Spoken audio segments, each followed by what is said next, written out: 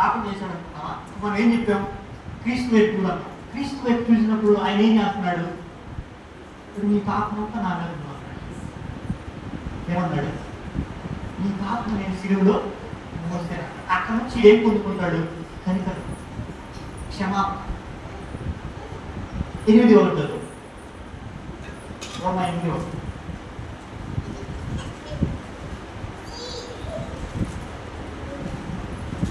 కాబట్టి ఇప్పుడు క్రీస్తు యేసునందున్న వారికి ఏ శిక్షా విధియు లేదు.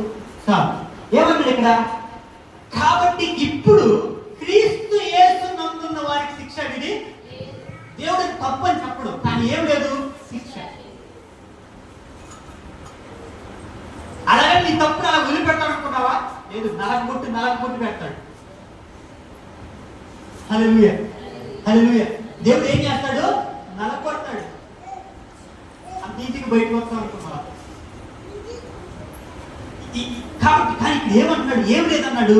ఇప్పుడు క్రీస్తు యేసునందు ఉన్నావు, అదే తప్పు చేసావు, ఆయన ఏమంటున్నాడు? శిక్ష లేదన్నాడు. అంటే ఇప్పుడు ఇక్కడ ఏం కనబడుతుంది నీకు? ఆయన ప్రేమ. హల్లెలూయా. ఏం కనబడుతుంది? ఆయన ప్రేమ కనబడుతుంది.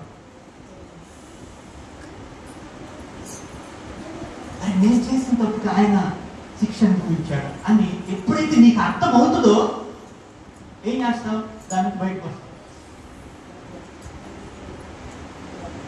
ఆయన నీకు సహాయం చేసి నీకు దాని నుండి విడిపిస్తాడు ఆ పాప.